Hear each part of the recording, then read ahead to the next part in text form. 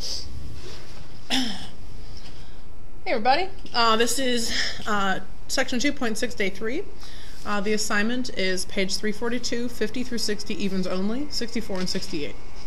Now, I took an executive decision and made an executive decision and decided that we're not going to do 7 steps. You'll notice this packet only has 6, and the reason for that is the first step is determining whether the graph has symmetry. I don't think there's a whole lot of value in that, and there's a lot of work involved, so we're just going to skip that part. The first step we're going to do is finding the y-intercept, then we'll find x-intercepts, where I'll identify our vertical and horizontal asymptotes, and then we may need to plot a few points just to see where those little corners and parabolas and little shapes kind of take effect on the graph. The first rational expression, or rational graph I have here, step 1, I found the y-intercept. Remember, the y-intercept is somewhere on the y-axis, and all of those points on the y-axis have an x value of 0. So we can find the y-intercept by simply plugging in a 0 value for x into our rational expression on the right. It turns out that that gives you a 0, so 0, 0, the origin, is one of my points. So I drew a point right there. The x-intercept, here's your x-axis. All the points on the x-axis have a y value of 0. So I set f of x, which is the same as y, as a 0. And then I cross-multiplied. So basically, well, I multiplied x minus 2 on both sides, which is the same as cross-multiplying. Either way, you end up with 3x on one side and 0 on the other. And then dividing by 3, you get 0 again. So really the only thing we found from the first 2 steps is that we have a point on our graph at the origin. They both came out to be 0, 0. Vertical asymptotes are found at positions where the x value is not valid. So we look at our denominator and we see where this would be a 0 value. That's where our x values cannot exist. So we determined that x cannot be existing at value 2. So there's got to be a line at x equals 2 where the line doesn't cross. So I simply dash that all the way down through x equals 2. There's my line. But it's not a part of my graph, so I made it dashed. Horizontal asymptotes, you look at the powers of each, the numerator and denominator. So the top one is 1, the bottom one is also 1. Since these are the same degree, we do have a horizontal asymptote. It exists where the coefficient ratio value does. So y equals 3 divided by 1, which is 3. So I drew a horizontal asymptote, again a dashed line, not a solid line, through the y value of 3. And then I really only had a point here and then 2 asymptotes. And I needed to figure out where those little corners were. There's only going to be 2. Would they be down here? Would they be diagonal? So what I did is I knew there was one here because I had a point here, so I simply drew my corner there.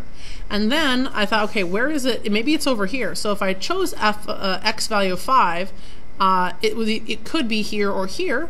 So that would be a good choice. So if I put in the x value of 5 into my expression on the right side there of my equation, and I solved, I got 5. So it turns out, yes, I do have a corner here. There is a part of my graph at the point 5, so I simply kind of drew that corner up there. The last 2 graphs, you can see I did finding the y-intercept, the x-intercept. Here's the y-intercept work and the x-intercept work. The vertical asymptote, we found 2 of them. So on the graph I drew a vertical line at x equals 3 and a vertical line at x equals -3. We found again a horizontal asymptote at y equals 2 because the powers of the numerator and denominator were the same. You take the coefficient ratios here, the 2 divided by 1, which is 2. And so what I got on the graph was a graph that had asymptotes here and here and here, and then a point right there. Now, as it turns out, a lot of these graphs kind of are going to have, if you have 6 sections, you're going to have half as many portions filled in. So out of 6, you're going to have 3 sections filled in most of the time. Or if you have, like in the first graph, half of these sections, you can see that the asymptotes divided the whole space into 4 sections. 2 of those will be filled in because that's half the space.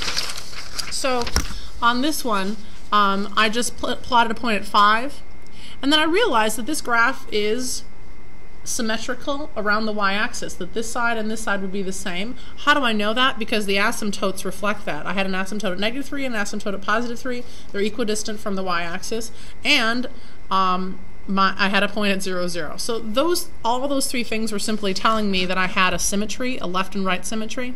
So once I found my value of 5, the y value is almost 3, then I realized, hey, it's probably going to be the same thing over here because it reflects across. So then I drew my second portion there. You can use your graphing calculator to kind of affirm the shapes of things, but remember, most of the time they're going to be corners. In the center, you might have kind of S shapes or parabolas. This is another type of graph. I'm just going to zoom in on different sections here. Here's the x and y intercepts. Here's your vertical and horizontal asymptotes. This one, we didn't have any asymptotes, so it was hard to kind of figure out what the graph is. The only thing that we got from these first 4 calculations is that we had a point right here at the origin. That's it. So a lot of this just simply came from plotting points and finding out, you know, what f of -2 was and then f of +2. The reason why I did -2 and +2 is I wanted to see if there was symmetry, if I would get the same answer on the left and the right, because that would give me more information about the graph and I wouldn't have to plot as many points. So I figured out that this is a parabola for 2 reasons. One, because I had symmetry left and right of the origin, and because if I divided x squared by, or x to the 4th by x squared, I would get a second degree polynomial. And second degree polynomials are parabolas. So that's example number 3. And again, here's the assignment.